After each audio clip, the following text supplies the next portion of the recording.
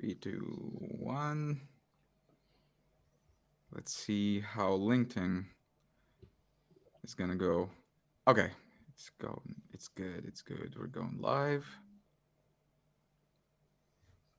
Yep. Yep. We're live. All systems are in place. Everything's great. So, welcome everyone back to Odys Talks. This time we were doing it a little bit earlier than usually, but I don't think it's a problem. At least it's not a problem for all the participants today. This show is hosted by Odys Global. You can see this podcast sign behind me, your one-stop shop for aged domains, premium names, and websites. As of recently, you can also sell your domain inventory if you have anything that's just sitting out there collecting virtual dust. Just go to odys.global/sale and submit your domains for our due diligence. And if any of them go through this process successfully, you'll get to list them on our marketplace. Uh, Today I'm joined by three legends: Carl Broadbent, the host of the Affiliate Gathering; Jared Krause, the founder of Buying Online Businesses and Online Business Mentor. We'll get to all of that soon; and Kyle Claver, founder of Claver Digital and our own Odys mentor, who's always out there to help you out evolve a viable strategy, choose a proper domain name for your needs, for your business. Uh, we'll get to that too. All right. I think this is it on my end. So let's just kick things off. Did it stop before he said we're live or not? I didn't hear anything. You I didn't didn't hear hear? anything either. Okay. No. Then, all right. It's glitching again. I'm not going to imitate Bruce Buffer this time. So yeah, we're live. Guys, why don't you introduce yourselves if you want to highlight anything in particular before we start the conversation going. Jared, why don't you go first? Sure. My name's Jared Krause. Started buying online businesses. I bought my first online business in 2014 and bought three in 3 years. I would not recommend. It was just too much work, and I didn't get to focus on the one asset that I should have focused on. And ever since then, I just traveled a lot. I got online to try and make money online, like most of us, right? So we can have that lifestyle. So I did that travel, and then people were like, "Hey, dude, you need to teach me how you buy these businesses." And then I started a course, turned that into a membership, and now we host the Buying Online Businesses podcast, which is ranked in the top 3 best passive income podcasts online. And yeah, Solid. Awesome. Carl? Yes, my name's Carl Broadbent. I'm an affiliate marketer, YouTuber, and as we've just said, owner of the Affiliate Gathering as well. I've been doing it for around 5 years. Very similar to what Jared just said. Was working for a corporate job, got made redundant. The company franchised. It was a big global company. Said you can do this or do something else. I thought I'll do something else. So I just literally searched how to make money online. Fell into a really good crowd of people on YouTube and really started from there. And yeah, here we are 5 years later. I went full time after about 18 months / 2 years, somewhere in between that gap, went full time. And yeah, been full time now for around 3 years. Cool. I'm Kyle. Yeah. I full-time SEO, I guess. I bought and sold Odys domains, sold them on Empire Flippers. I have a little niche agency, basically just a few clients that I work with. I'm not really trying to grow that at the moment. Keeping things pretty simple. I live in Thailand. I've been living here for the past 4 or 5 years. I actually came here originally for the Chiang Mai SEO conference, and I basically just never left. Although now I'm living in Koh Samui in the south. Upwork freelancer as well. That's pretty much it. Awesome, Top guys. rated freelancer. Thank you very much. I like that title. The reason I like that title is because it gives me a lot of flexibility. I don't like being too pigeonholed into one thing. So freelancer, I like that. So top rated, top 1% actually. Got my expert vetted badge. So. But yeah, that's right. Just to flex on y'all. No, I like the freelancer label because it's flexible. I like that. Just do whatever, you know. I like to keep things flexible. Absolutely. So yeah, we definitely have three three amazing legends here. I wanted to switch things up a little bit today because most of the time we're talking SEO and affiliate marketing, uh, and yeah, obviously all three of you are experts in these, but I would like us to talk more about, in particular, buying, developing, evolving, growing, and selling online businesses because all three of you have done this multiple times successfully. So uh, there are different ways to approach this lifestyle. I'd say like someone starts from scratch with just a couple hundred of bucks in their account, right? And someone just due to various circumstances and situations just has some sort of budget to actually like buy a business and then move on from there. So uh, how different is doing one from the other in your perspective, in, Yeah. with online businesses in particular? I think from my experience, I can answer that because I've kind of done all three stages really. I've started right from scratch, building a website with pretty much no money because I just needed to make some money online because I'd lost my job. Did that, started one from scratch, built that up, had a few successes, few failures, and then I've gone into the point where I've then hired a team. So I'd kind of call that the middle ground where I've now got a team in place with a budget where I can then actually build a website out quicker. And then I've kind of done the third stage, which is buy a website at a reasonable rate already and then continue to work on that. So I've kind of gone through all three stages. And I can't say there's any right or wrong stage because it obviously is going to depend on your experience, your budget, and probably more importantly, your time. Because no matter what website you buy or what online business you buy, even if you buy one that's established and running, people think, okay, it's already done. I just need to buy it and there's my money. A friend of mine's just done that, and that does not work out like that. You still have to put the time in to make it into the model you want. So I've covered all three really, and like I say, I think it all really depends on your needs and, like I say, your budget, your time, your mentality as well. Have you got the actual inclination, to actually take a website that's not working and turn it around or start one from scratch? So yeah, I think there's pros and cons to all methods, really. Yeah, I spot on agree with you, Carl. It's a tricky one because what we may mention to people to do may not be where people are at in their lives with time and money, right? Yep. So like everybody does need to take a different approach. Like much like Carl, I was a plumber and I didn't, I was fortunate. Like I did actually lose my job as a plumber at one stage, got another job, and then I just really wanted to get out of it. So I did the whole start an online business thing, and I just admit that I suck at the whole startup thing. And then I came across that stat that 90% of all startups fail. And as we know, like even building, like if we're just trying to build content sites, like there's a large portion of them like don't just work out as well as we may have thought. And then there's like a few that were like, damn, that's awesome. Let's keep that. Let's put our focus and energy on those. And so I'm a big advocate for buying, but everybody has to start at a different pace. And I think it's important to understand that each level is not the same, and to get to another level you need to do something differently as well. So we have a lot of people that want to buy a business for like between under the $10,000 price range, which for some people is a lot of money, right? And they think that and they might have $100,000. These people, they might be doing pretty well, they might have $100,000 and they're like, I just want to test this thing out and dip my toe in the water. And they say, if I can buy a $5,000 site and grow it, $5,000 site and grow it, then I should be able to buy a $100,000 site and grow it.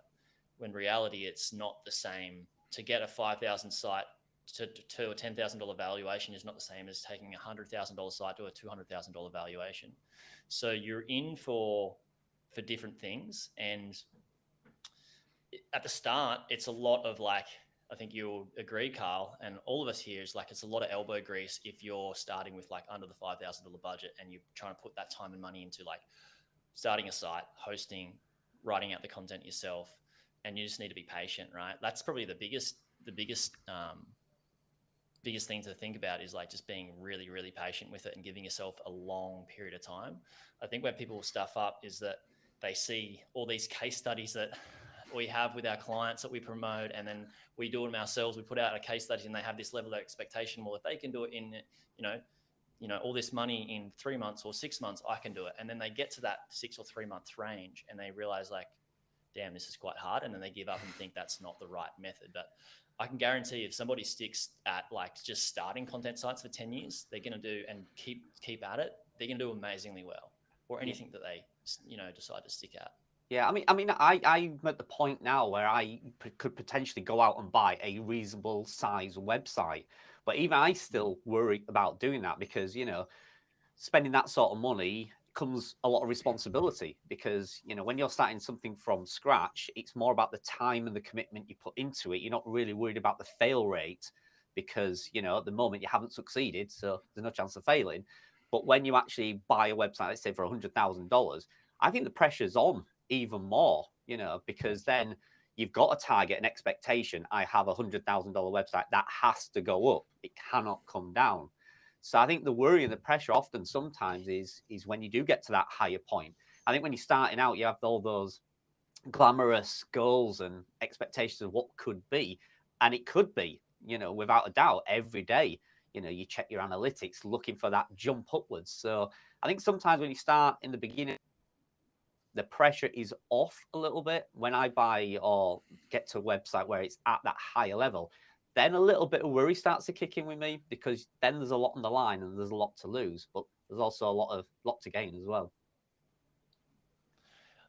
Carl, you're so good at this stuff. I don't think you should worry, man. Like you know your stuff so well. Like I think you're better off having a larger asset and putting your knowledge towards that. Like, yeah, if I was to put like confidence in anybody, it'd be you to know what to do with $100,000 site. Yeah, I mean, I have worked towards more having one. I've currently got only 2 websites which I really work on all the time. But yeah, I've got to the point where I have a little bit more experience, but I've had them big failures. I was just talking to somebody yesterday. I put $30,000 into content, into a content site. All content, basically just threw $30,000 of content, just randomly threw it on the wall and hoped some would stick in Google, and none of it stuck. And that was a big loss. The cases on YouTube, it's, that was a real steep learning curve for me. So, everybody does have those failures. There's no doubt, but, you do learn from it. But even when you learn from it, doesn't mean to say the next one's going to be a success. But yeah, I certainly think you learn the basics of what you need to do to get right. I think it depends a lot on where you're like what your starting position is too, right? And like you mentioned, Jared, like not everybody's going to be in the same position or have the same financial situation. But obviously, if you have more time than money, it probably makes more sense to try and start a business, right? Like do it on your own from the beginning, build it from the beginning, put your time in or whatever. But there's guys that are buying these bigger sites, for example, on Empire Flippers. There a lot of times you talk to it's older guys or it's an investment fund, but if it's like a single person investor, they just have extra. Like the guy that I sold the site to, he had extra money. He wanted to play around with something. He didn't have a lot of time though, because he was still doing his full-time job. He wanted something on the side. So he was like, oh, let me just invest this. And it's going to kind of be like my side project, right? But again, also, I think it's a lot of it is like very personal, right? Like, what do you enjoy doing? If you're horrible at, picking, like kind of doing like the niche research and picking kind of an industry or something like this, or you don't have an overall, like for me, I don't have a lot of passion in a lot of these businesses in general. I don't care really, to be honest. Like there's things I hate, but there's ones that I just hate less or whatever. Like that's the thing. But so for me, like I don't really care about the niche. You know what I mean? It doesn't bother me. I can look at it. I'll just look at the data. Does this make sense? Does it not make sense? So I can kind of work with anything. You know what I mean? I'm fine with that. But some people, like if you're super passionate about surfing and there's no surfing site available, then maybe it makes sense for you. And you know the niche really well and you're really interested in that. You could write about that. And you can't necessarily go and buy a surfing site. Then maybe it just makes more sense for you to just put that energy into creating a surfing site, right? So I think it's a lot of times, it just really depends. It's really like an individual, like a personal preference, basically, I would say. But I think the best is just to kind of like analyze yourself, look at where you're currently starting, and then just take the next logical step. I think, if you have another thing to consider as well, like on a side note as well, if you're thinking about buying $100,000 site, the way that I look at it is, if I was to invest 100,000 in a site, would I rather take 10,000 and invest in 10 sites? That, me personally, I would rather do that, just because I know myself well enough, and I think that I could scale that easier, as opposed to taking 100,000 and putting it into one site and just focusing on that. You also have to consider, okay, well, what's the budget going to be then after I acquire this $100,000 site? If I want to grow it, it's going to take either time or money anyways. So if you put all the money and you have no time into just buying the site, well, how are you then going to grow it if that's the plan? So there's like different things that you have to think about, right? And when I said starting 10 sites, I didn't mean at once, but I could probably start one. Once that's going, take another 10,000. Maybe I might lose the first 10,000, but then I could do it again and again. And I feel pretty confident. That's basically why I like age domains, right? Because you get into, for under 10 grand, you can get a phenomenal domain and fast track a lot of this stuff. And then you just have to, work on the rest. So it's kind of like a hybrid, I think. But I always I basically, for my sites, I always start on age domains. And that's the main reason. I never go buy an existing site like that. But I sell them. I like to sell them. So that's my.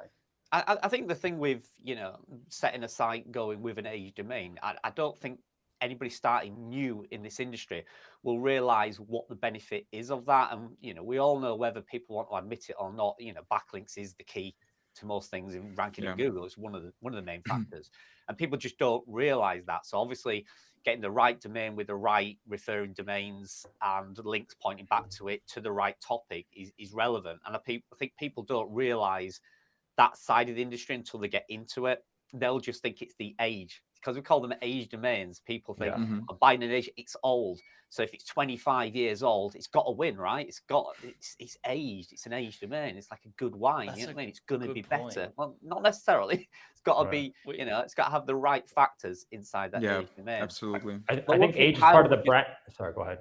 I'll just say, Carl, you made a really good point there about people being interested in what they're doing. I think also a factor is learning. You've got to be prepared to learn this industry, whether that be learn how to acquire backlinks, learn how to write good content, learn how to do outreach, learn social media, learn video editing. I think there's a lot of that involved, because a friend of mine purchased a good sized website, $70,000. And literally just didn't learn anything about the industry. I still get questions now. And it's like, how do I delete that post? And, it's like, what? People have to be prepared to learn and continue learning. We've got all the AI that's out now. We've got social media outreach, email marketing. I'm learning email marketing. It's not as easy as, you just type a lot of words and press send, don't you? It's just, you've got to be prepared to learn if you come into the industry, whether you're starting at the beginning, there's a lot more learning, or whether you come in at $100,000 site. Because I think if I bought $100,000 site, there'd be a lot of learnings for me. Yeah, the more you learn, the more you earn. Exactly. Yeah, I think a kind of an important, just to kind of just touch on that one last bit. I think an important point though too is neither one that you pick is really a fast track. It's not, none of them is going to be like a get rich quick scheme. You know what I mean? I think that some people, that's like really what the question is. The question is like, should I buy or should I build? Really what they're asking is like, which one is this going to get me richer faster? But that's not really the approach, right? Doesn't matter which one you choose. Like you're either going to pay with your time or pay with your money, pay with, you're paying, at the end of the day, you're going to be paying regardless, right? So, but I think that the learning aspect is really important as well. You got to keep learning regardless whether you buy, you start from scratch, whatever it's going to be. So I always worry. I always worry with that fast earning of money. You know what I mean? If somebody says, this website went from earning a couple of dollars, suddenly I'm earning $1,000 a month. That's a worry to me, because as soon as it comes, it can go. I'd rather have a gentle, steady increase. I was maybe slightly off topic. I was just watching a TikTok this morning. KSI was on a TikTok, and he was just saying that from like 200 million views on his TikTok channel, he's made $3,000. And he said the only thing he does with TikTok is if he gets something that works, he rides the train for that moment while it's working. He gets a day or two out of it, and then it just goes. So like he said, rather than a nice steady increase of earnings through time, if you get that quick win, sometimes it can go as quick. So that would be a little bit of a worry to me. I'd rather see a nice, steady, gentle increase over time. Hugely. I think you guys, Kyle and Carl, are spot on with the mindset that people may or may not have when they get into this is like they want results super fast, and if they don't, they will leave and then try and chase something else, like the shiny object syndrome. But if you just Yeah. have, time in the market, like a lot of time, you're going to do well, and you continue doing what you said before, Carl. You just keep learning and keep learning. Yeah. And these success stories that people see, this guy on TikTok or whatever, he may have achieved this amazing result, but how long has he been doing TikTok for?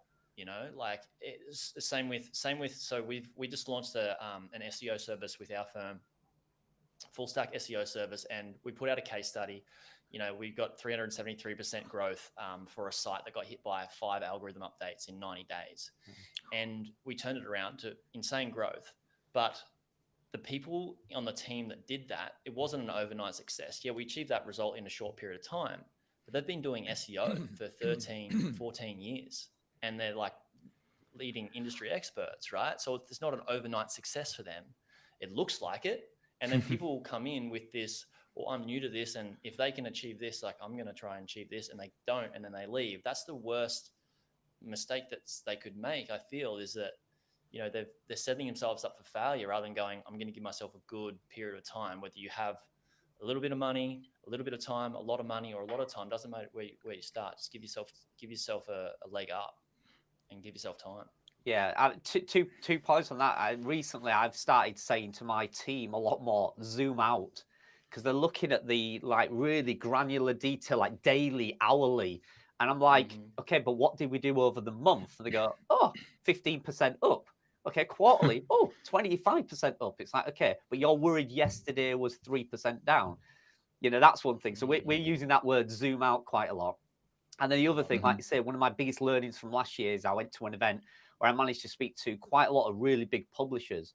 And one of the overriding factors I walked away from that was the length of time they'd been working on that website or that project. Most of the big players, and we were seriously big players. These were, I spoke to a lady who was only like 15,000 a day. $15,000. I thought she meant page views. She was talking about dollars. And she said, yeah, but I've been working it for 20 odd years. And I was like, yeah, okay. I'm launching a site tomorrow. I'm hoping by 12 months I'm going to be doing, that sort of number. So yeah, you've got to realize, it's like any business. It's commitment, and it's commitment and time, and taking it seriously as a business as well. There's a lot of people get into this industry as it's a hobby, and that's fine if that's what you want to do. But if you want to do it to make a full-time income or a serious business, you have to think of it as a business. Yeah. Well, this was an amazing back and forth. I was afraid to interrupt any one of you. It was amazing, and a lot of golden nuggets in there. While all three of you were discussing this, I was just thinking that all three of you come from different backgrounds, but it seems that the way you approach the business, the industry, your projects, is seriously affected by your background. And for example, I know that Kyle is interested in sports. Like I don't know if you still are or not anymore, but you at least you were doing you were training Muay Thai, you were training Brazilian Jiu Jitsu, and everything of that, all of these things, they require persistence and consistency. I mean, you cannot grow and evolve if you just if you don't show up, right? Same with Jared. You're a surfer, and this also, like, yeah, I mean, when you finally learn how to do it, you can enjoy the waves. And for example, I've been reading this book by a Brazilian jiu-jitsu coach from Denmark, Christian Graugard, and it's a book about him traveling all over the world, training jiu-jitsu, and he fell in love with surfing at some point, but in the first like several, I don't remember, weeks, I guess, he couldn't stand on the board, on the surf. And this also required persistency and things like that. Carl, as you mentioned, you've lost your job and you decided to go in this direction. But yeah, at the point when you've lost your job, you've already been a grown man with a family man, right? And you had to take care of your family, which also required persistence and consistency. So, I mean, I've been, I'm talking for too long.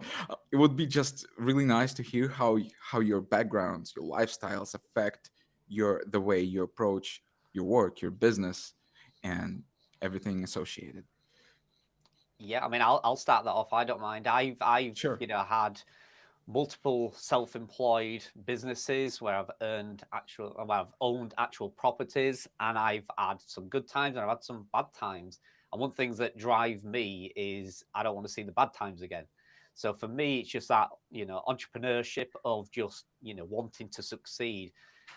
I wouldn't say it's a game, but I'm always in my head, I'm always trying to challenge myself to do better. And I think that kind of mindset has to be in our industry a little bit because, unfortunately you're not just able to, produce a piece of content and it just ranks and it earns you money. You are competing. You're competing with other sites, other domains. So I do think for me there's an element of that excitement about trying to beat myself, my numbers, beat other people's, outrank people. So for me, yeah, I think it's always kind of been in me to not want to go back to the days where I had a failed business or I had hard financial times. So I'm always in that mindset of trying to succeed. And I do think that is needed because, like I say, I've experienced it with other people buying websites who've just thought, I just spend the money, I buy it, and it's done. There's no drive to, push that forward. There's no drive to beat last month's numbers. So yeah, I think that has to be in you a little bit. I think it's probably the same if you're in any type of business, but I think particularly in our industry, we are competing. Sometimes we're competing against Google, so sometimes we're competing against Google, sometimes it's competition, sometimes it's copycats. There's always that element there. So I actually like that though, because it just drives me, it just spurs me on. Awesome. Kyle, Jared. Go ahead, Jared. Okay, thanks. Yeah, I agree with the drive, Carl. This has been a similar thing for me. I think it's a combination of probably four things for me. In my background, number one, my parents like had four kids and one income earner.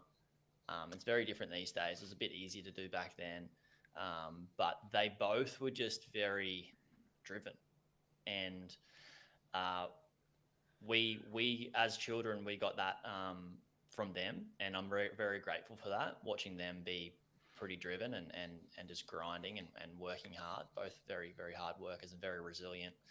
And then the when I was young, I did want to be rich. Like I wanted like fancy things, you know. I wanted a car, and I had like this uncle that I looked up to at once upon a time. I was like, yeah, I want to be an accountant and make money like him.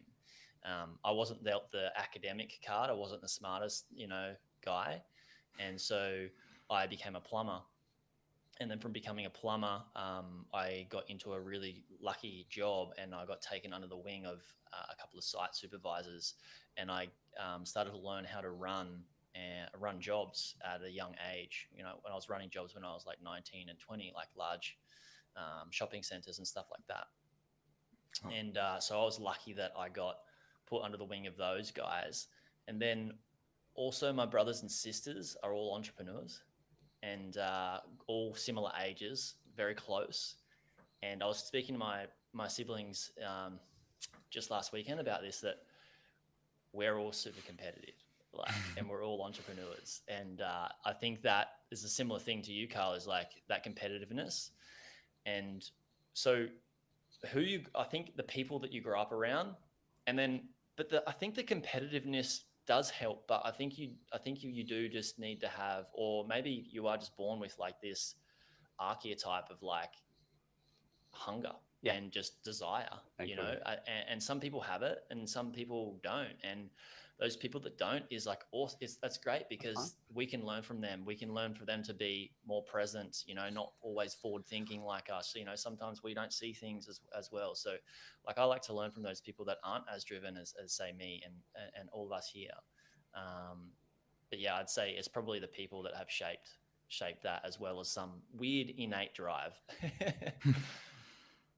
Awesome. Yeah, I think for myself, it started as more. I mean, I don't consider myself overly driven. First of all, I also don't consider myself an entrepreneur. You know what I mean? So I think these are like very. I just kind of do what I do, I guess. You know, but definitely like when I was younger, it was a lot of it. I would say that I wanted to be these certain things. I wanted to be an entrepreneur, but a lot of this was like driven from an insecurity, right? I mean, I was more so concerned about the image, right? I mean, obviously there was some freedom and all this stuff, but it was more external factors that were dictating my actions, which would be, oh, my dad is going to look at me this way. Kids that I grew up are going to look at me this way if I do this. These teachers that said I was a fucking retard are going to look at, you know what I mean? Like all these different things. And sorry for the language. That's just the reality of it, right?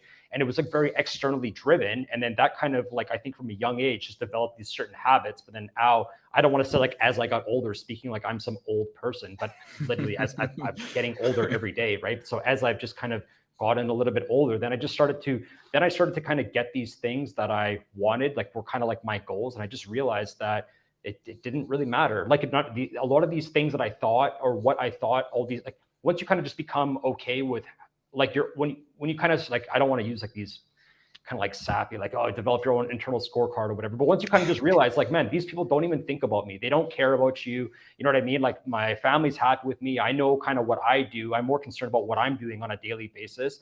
Then like a lot of my kind of values, I would say, change. So now I'm like less concerned about being competitive or whatever. And a lot of it just like, well, what am I going to do on a daily basis if I'm not doing this?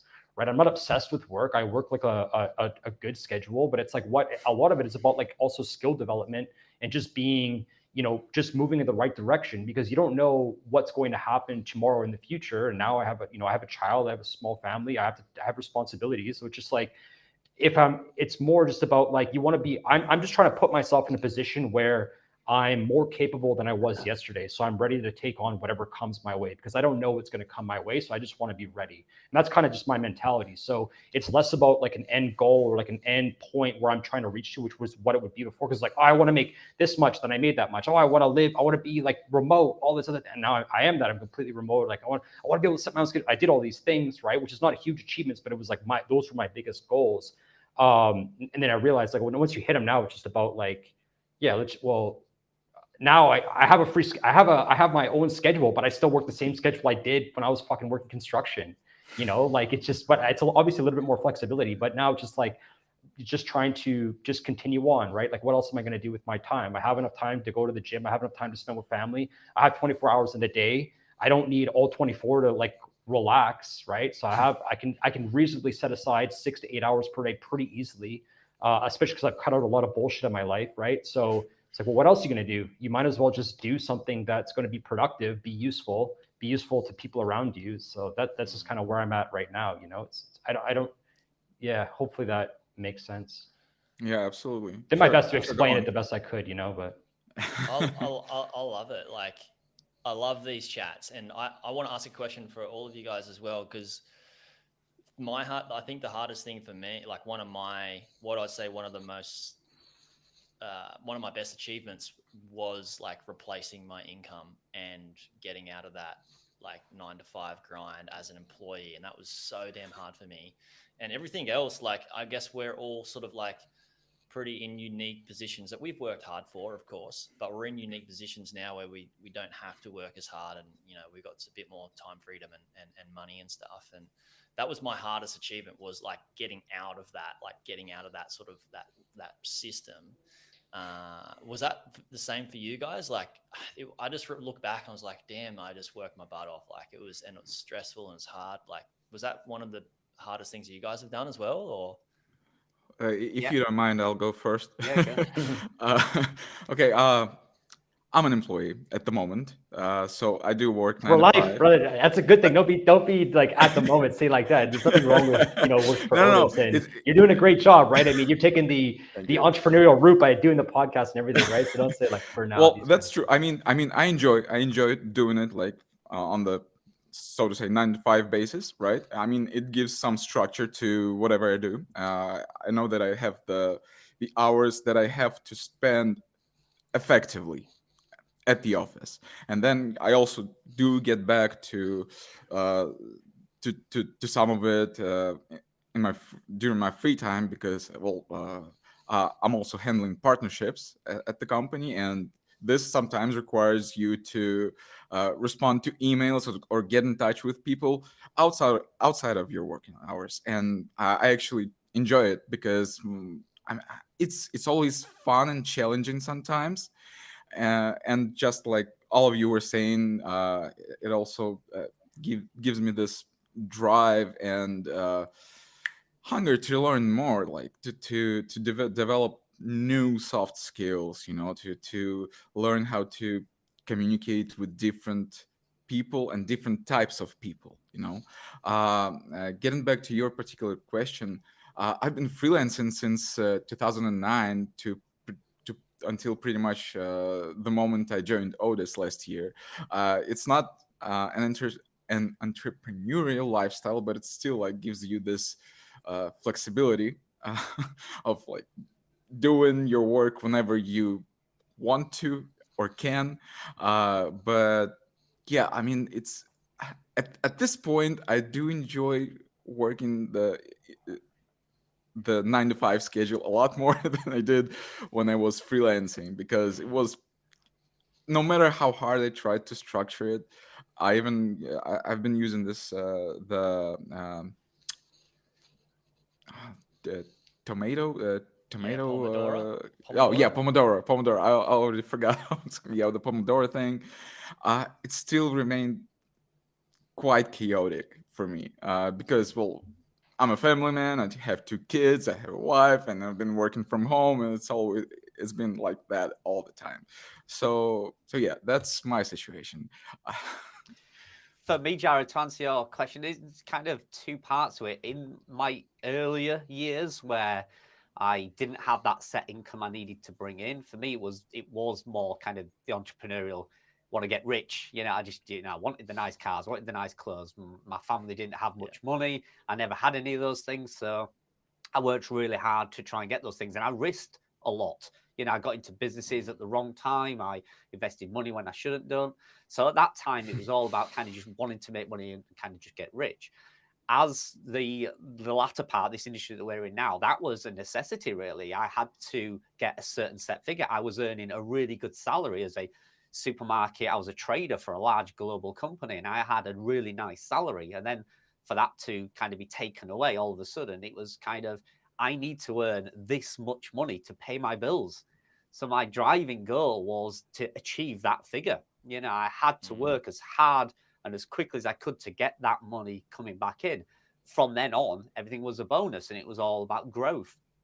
But I had that target. I literally came Mm. home and I said, right, I'm going to do this online stuff everybody talks about. And my wife was like, right, it's going to have to earn you, whatever, let's say $3,000 a month. I was like, right, that's what I've got to do. And it was kind of gave me a ballpark figure to go after just to pay my bills, basically. Mm. Got it. For myself, I've always been very security driven. Me personally, I like so essentially, I never started a business when I was never in that situation. Basically, starting out, I actually dropped out of high school and I worked construction, but I managed to save a lot of money. I ended up working up in the north of Canada, so it's basically like 12, 16-hour days. Like you fly in and you just work. That's all you do basically. So you're in a camp. So I was able to save a lot of money. So I had done that. My whole idea was like, I'm just going to do this for a few years, save up a lot of money, which is what I did, and then I'm going to figure out what's next. I kind of had a little bit of a little. There was a couple bumps definitely along the way, but when I had started, I already kind of had that money, but I just quit completely. And I was like, okay, well now I want to do this online. So there's a lot of stuff in between, like I mentioned, but I want to do this online stuff. Sort of make it like, let me just figure this out. So that's kind of how I got started. But there was obviously drive there, but it was more a drive of being like, I don't want to look like a fucking idiot for like, like I didn't know what else to do, right? And then I had told people that I'm going to do this, and they're like, I was making like a good salary, like tons of money. And then when people found out that I quit that job to like start an online business, and it took me like, believe me, it took me like 2 years just to start. Like I sold cars in between. I fought Muay Thai in between. I moved to Thailand. I changed. I just like did a bunch of different things, right? And then finally it took me probably 3-4 years just before I even made a dollar. But originally my goal was just to make $1 online. And then it was like, that was just so I knew that it was possible. Then it was like, okay, well, let me just make like $1,000 so I can like supplement my income, so I don't have to dip into my savings so much. And then it turns into like, well, if I can make 2,000, I can live in Thailand pretty good. And then it just kind of goes up from there. But it wasn't necessarily about my needs going up, because my needs have always been quite low. Like I've always just kind of had a pretty simple structure and lifestyle, but it was more so just about kind of pushing it to the next level. And again, it goes back to the skills. Like, if you're like, people that have more skills tend to make more money, right? If you have more business skills, you're going to make more money. So somebody who has a business like Jeff Bezos, for example, who's making hundreds of billions of dollars, obviously his skills are much better than my skills. So it just became a way for me to measure my skills, right? Like that was like the easiest way. Okay, well, if I make this, if I can increase my skill level, I can make this. And then that's kind of just became like the scorecard. Obviously there was like some external, like when you're in Thailand, it messed with me a lot more before as well. When you get around certain people and you're like, oh, I know this guy makes this much. And there's like this comparison thing. Obviously, like, damn, well, if he makes this, then I want to make this. And you know what I mean? There's like, but I try not to get, it's still hard. Obviously you kind of fall in that trap, still trying to bring it back and be like, just focus on yourself. But yeah.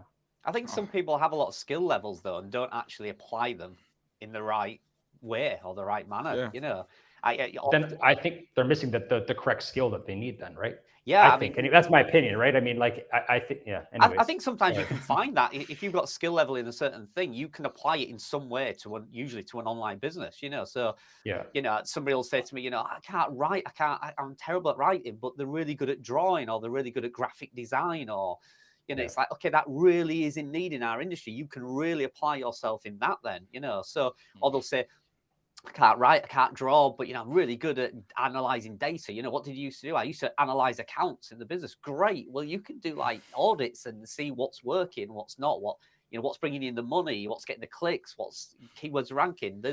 Usually people can apply them learnings in some area of our industry, because we say online business. What is that? It's like it covers everything these days, doesn't it? So there's so much. Almost everything's an online business. Yeah. Now. I think just the kind of the point that I would like to kind of just dive on there. I don't think they're not lacking that skill of, like, if they're a really good drawer, obviously they're good at drawing, but I'm talking about more specifically probably like the skills to make money. So they're probably lacking on the skills of sales and marketing, right? Yeah. That's the skill. So there's like, they have one skill, but it doesn't necessarily, I'm talking more like in a financial, the financial context, right? Like you could be the world's best jiu-jitsu practitioner or whatever, like the best trainer, but if you don't have the skills to be able to market and sell your skills, then you're probably, financially, you're not going to do as well. That's why you see a lot of like highly skilled people still do well. But I'm referring to it more in, like, I was just looking at it as like in financial terms, like, well, if I get better at selling this service or whatever it might be, then, if my income is down, then my skill, I'm lacking in some skill that I need to improve on. 100%, which is what we're talking about earlier, about the learnings. There's always something to learn. So they're really good at drawing. So we need to learn them the skills to market that ability to draw and bring in financial money in return from it. So it's that learning, is it? Like, say, it's, you can have a really big audience. I know people with really big email lists that just cannot email market. It's like, wow, give me your 50,000 email list and I will make a shit ton of money from it. You know what I mean? And they're like, well, that's the thing though, Carl. Like, and also what you're saying too, Kyle, is like Jeff Bezos. Yeah, he has a lot of skills, but there's only like, I think we are limited in how much time we have here to be able to learn all the skills. And for scalability, is Jeff Bezos isn't learning all the skills for his business. He's hiring skills. He's hiring people that have the skills, and that's where scale comes in. Is like, yeah, you may be maybe you're not skilled in writing for a content site. So what? Like, a lot of people that I teach to buy businesses are like, it's great to understand it. It's great to understand how the business works and understand what goes into an article and what goes into SEO and all that sort of stuff. But you can hire that out. and that's when you're starting to buy back your time, and you're starting to. So there's a good saying. I think it is. Poor people spend their money to make time. Wealthy people spend their time. Poor people spend their time to make money, and wealthy people spend their money to make time. Yeah. Right? Yeah. It's just a different mindset. And I think that, yeah, you're spot on though, Kyle, because we can learn a certain amount of skills, but like the best ones are, you know, entrepreneurship or like sales, marketing, and hiring, really. Because then once you get them, you know, you've got the ball rolling for scalability.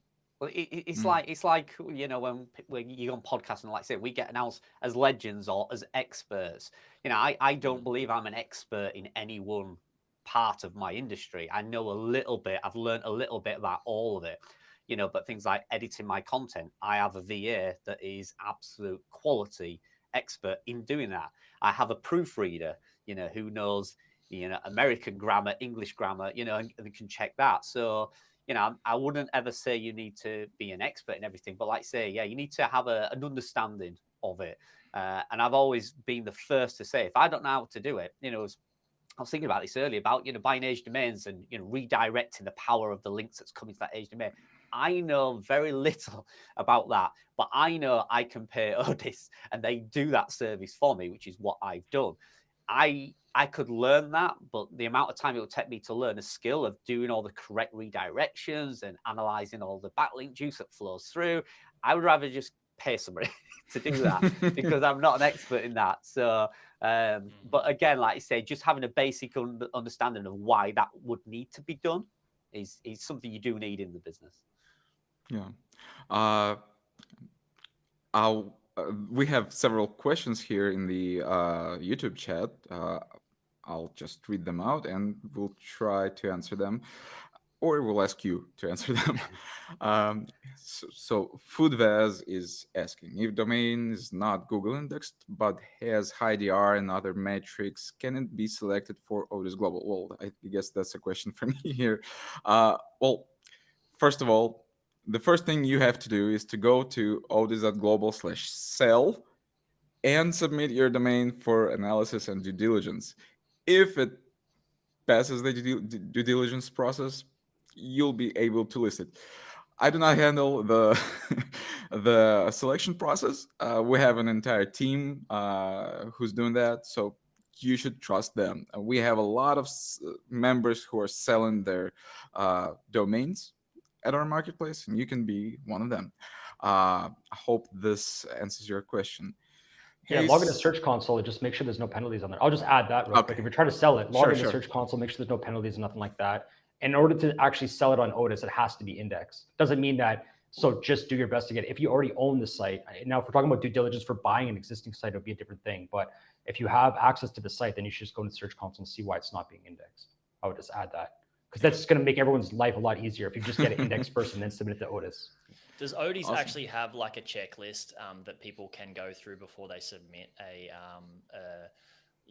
sort of like a pre-qualifying checklist before they submit a domain to make it easier for your internal team to do DD and selection?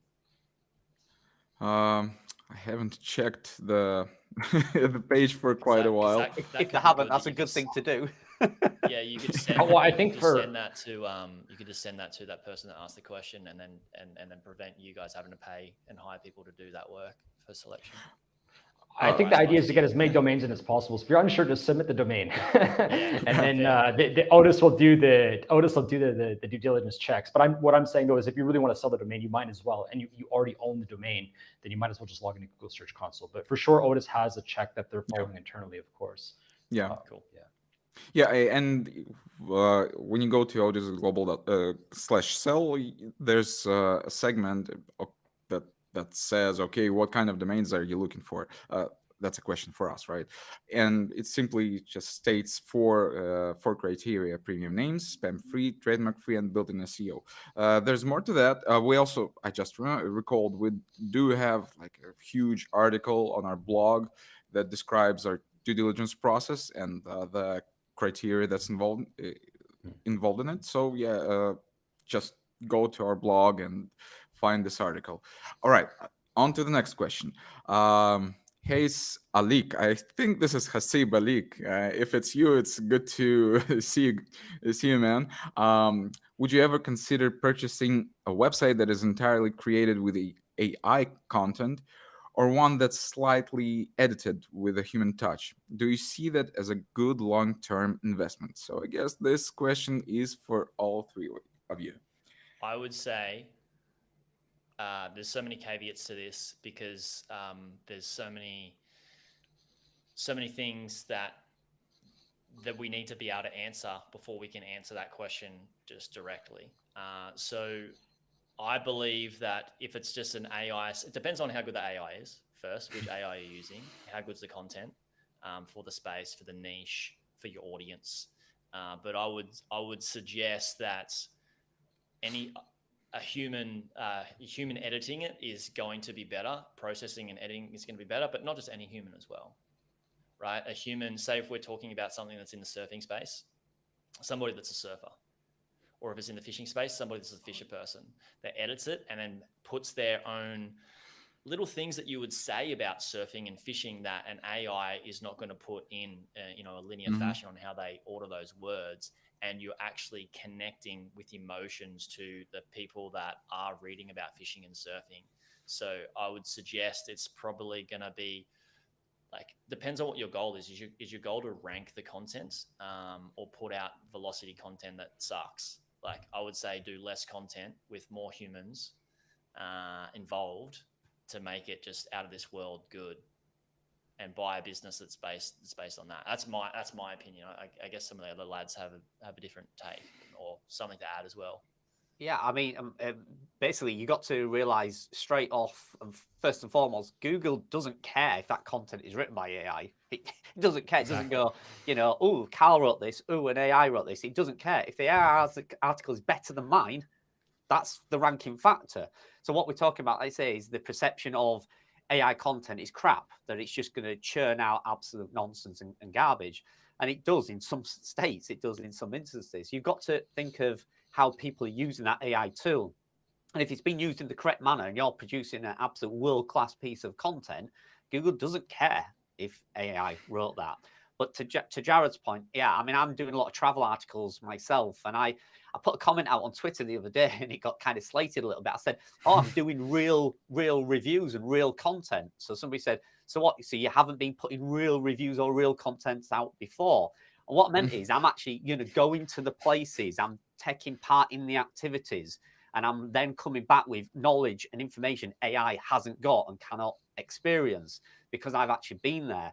And you can write an article then that has your flavor, your lifestyle, your sense of humor. It comes across in that content, and people will pick up on it. Like Jared said, if I wrote a piece of content about surfing, Jared will straight away go, "Cal's never surfed in his life.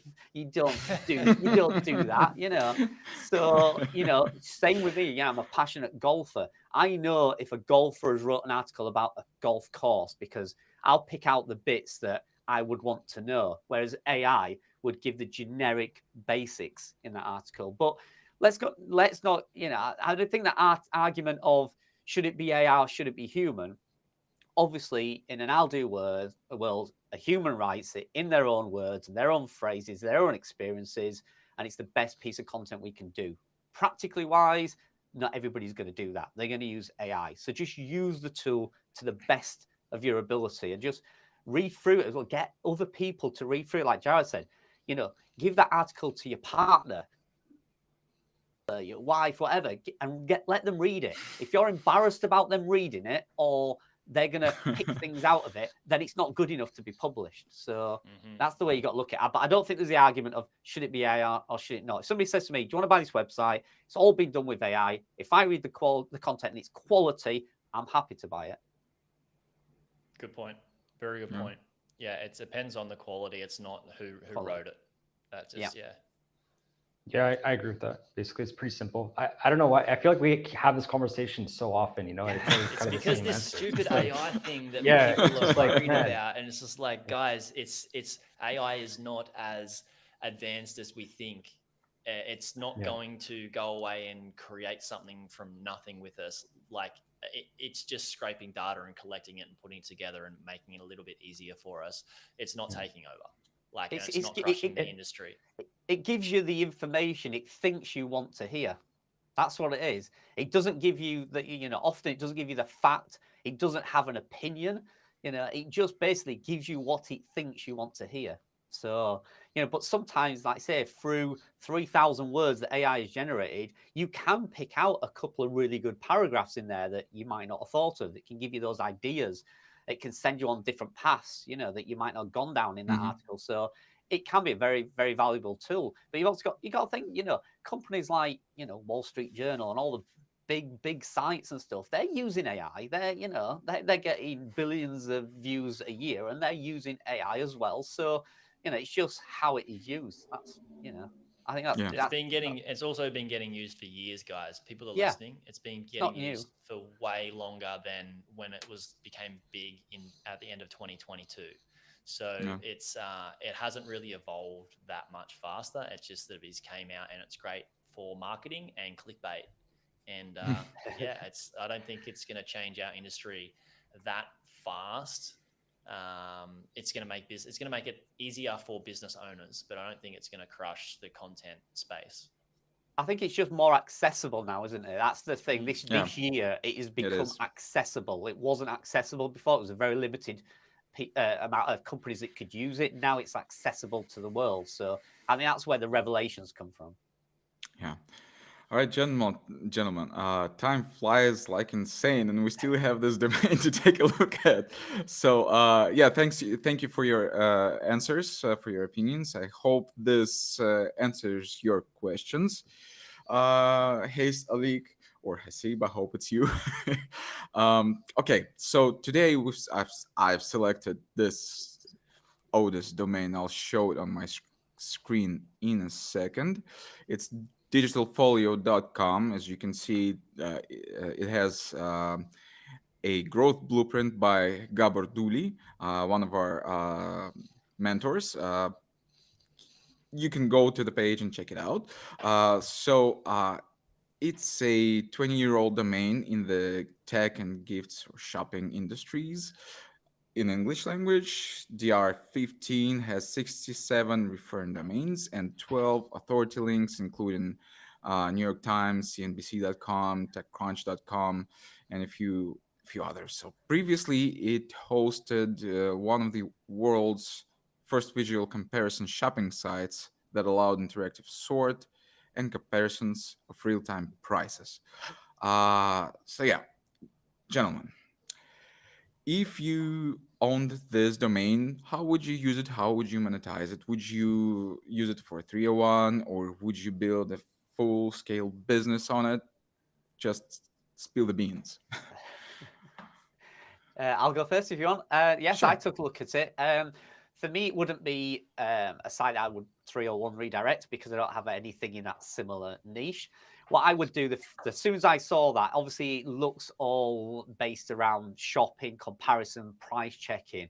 I would first of all do what I do with all my Asian domains and websites I purchase is I'd test and see what Google thinks about it.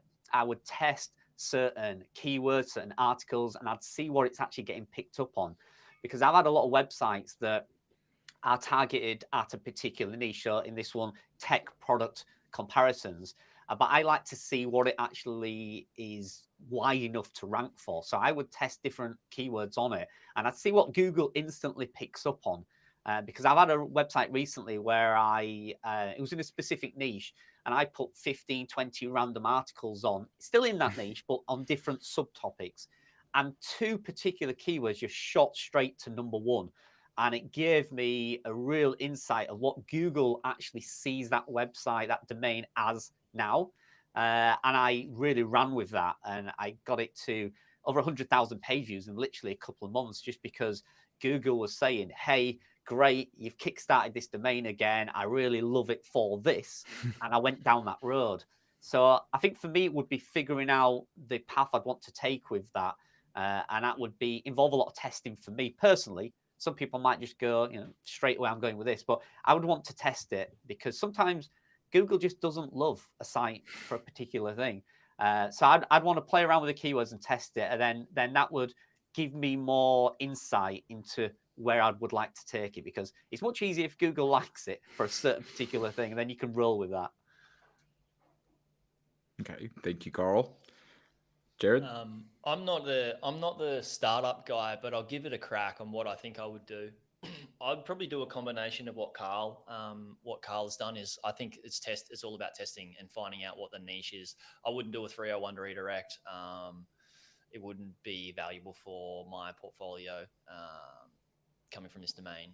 And so, yeah, if I was to start something with this, is I would go to those links and find out what those links were, and look at the pages that they're linking from, why they're linking to the main domain, and what are the sort of like the alt texts, I guess, that they're using for the link, and what are they talking about in the paragraph, like why are they linking, what's the subject that they're talking about, and why they're linking to the site, to sort of get a bit of a understanding on the sentiment of why those sites are linking to it. And that could help me sort of pick a bit of a niche, as well as a combination of what Carl said, is like, chuck out, like, we can only believe we know what we need to do to grow our business, but it's only the environment tells us what we need to do. So for example, I could say, oh, I grew my business X amount, but I didn't really grow my business. I only got feedback from what my clients are saying. Hey, we want this, we want that. And I've just evolved to giving them more of what they want. So with this site, this domain, like putting out some articles to see what the environment is picking up on, like what Carl said with the keywords, and then also testing the sentiment on why those domains are linking to the site, and then build a niche around that. And then I'd build out a bit of a keyword strategy and a content plan to build out some amazing content. I'd probably spend most of my budget on not volume of content. I'd spend it on, since it's an age domain, it's already got a bit of authority there. I would spend most of my resource budget on minimal pieces of content, but pages that will outrank competitors based on where the domain rating is, the keyword difficulty, the volume, and build out a piece of content that's so superior to my competitors that gains natural backlinks, where I could actually go away and take backlinks from my competitors by saying, hey, I created an article. I think it's pretty good.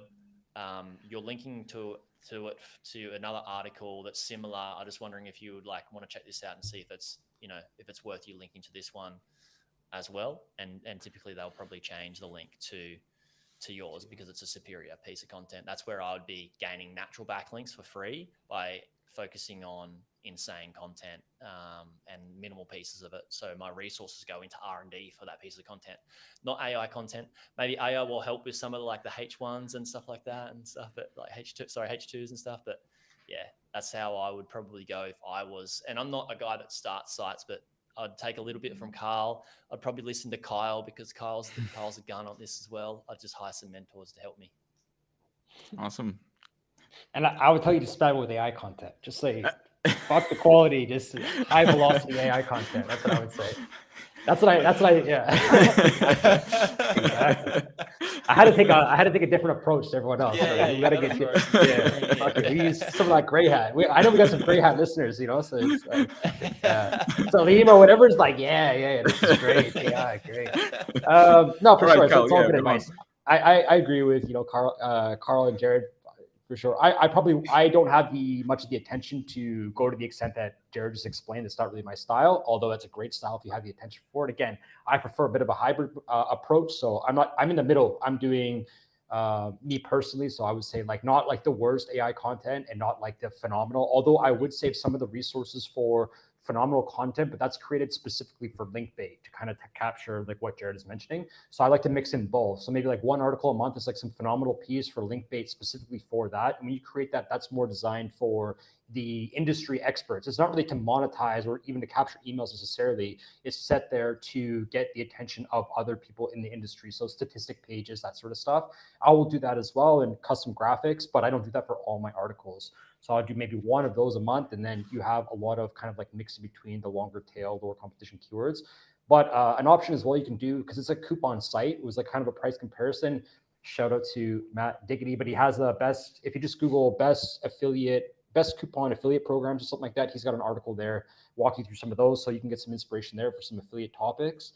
You also have the opportunity, if you're more of like a tech savvy guy, is because I know there's a lot of money in the coupon space, but I personally don't have experience there, so I couldn't give a lot of perspective or insights there, but I know there is a lot of money. So if you can kind of if you can figure out where the money is, then that's going to be a great opportunity for you. But another one is like a kind of more programmatic price comparison type site, which I think might be interesting. But I know that's competitive, so you would have to pick more of a unique angle. But again, I think that the advice before was spot on. Testing things, of course, starting. I'm assuming you're doing that from the beginning, but yeah, moving forward, those might be some good options. So you might hit a home run by finding a good affiliate program that does also work well on the site.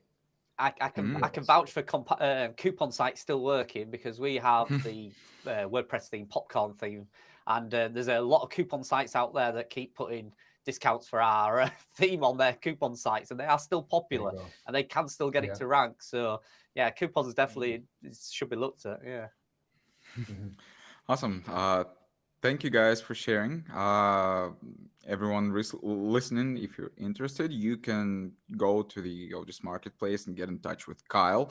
You can find him in the Mentors tab at the top of the page, along with other mentors. And by the way, we're soon going to expand our mentor roster with a few more industry highballers.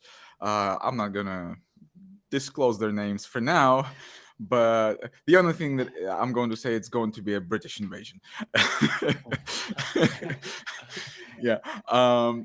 Otherwise, is one of them on here? No. At least not at this point. You can also go to odys.global/mentors. We've created a public mentor page because previously it was only accessible to Odys members who are already registered with the marketplace. But right now you can try and get in touch with our mentors if you're not even registered with us. Yeah, it was a great opinion sharing on the domain right now. And if you've gotten interested in this domain, you can find the link to it at digitalfollow.com, to its marketplace page in the description box. You can also check out Carl's and Jared's channels, which are also in the description box. And what else? Where can people find you online if they want to reach out to you? You can find me on YouTube. Just ventured onto Twitter. I don't know why, but I've been dragged into Twitter. I'm on Twitter, YouTube, or calbrobert.com.